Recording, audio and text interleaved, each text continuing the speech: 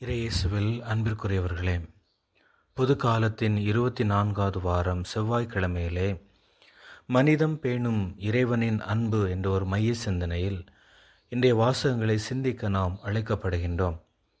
யாருக்கும் நேரமில்லை, எந்திர மயமான வாழ்க்கையில் ஓடிக்கொண்டிருக்கிறது உலகம் என்றாலும் சக மனிதர்களை பற்றி சிந்திக்க மனமில்லாதவன் எப்படி சமூக மனிதனாவான்?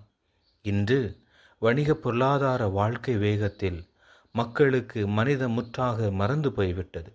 மனிதர்கள் வெறும் பயன்பாட்டு பொருட்களாக மட்டும் பார்க்கப்படுவதும் பயன்படுத்தப்படுவதும் வேதனைக்குரியதாகவும் காணப்படுகிறது.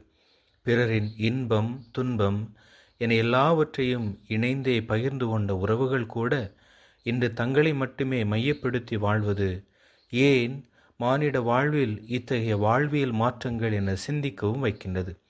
உடைந்து போன மானிடத்தை ஆற்றுப்படுத்திட மானிடம் இல்லாமல் போனால் மனிதமும் மண்ணோடு மடிந்து போகும். ஆனால் 3 ஆண்டு கால பணி வாழ்விலே பரிசெய்ய சதிசெய்ய மறைநூல் அறிஞர்களால் மடிந்த மானிடத்தை, இயற்கை நேதுபடி மடிந்த மானிடத்தையும் இயேசு உயிர்ப்பித்தது அவரின் மனிதம் பேணும் இறை அன்பினை நாமும் இன்று வாழ்வாக்க வேண்டும் என்பதை சுட்டி காட்டுகின்றது.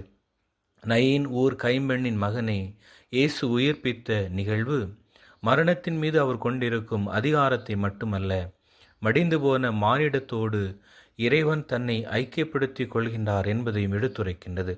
துன்பப்படுவர்களோடு இறைவன் என்றும் உடன் இருந்து புது வாழ்வினை கொடுக்கும் இன்றைய நற்செய்தி பகுதி, துன்பங்கள் மத்தியில் நாமும் இறைவன் நம்மை கண்ணோக்கி பாதுகாத்து மகிழ்வான வாழ்வினை தந்திடுவார் என்பதை உணர்ந்து துன்பங்களால் மடியும் மானிடத்தை இறை மகனைப் போல தேடிச் சென்று புது வாழ்வளிப்போம்.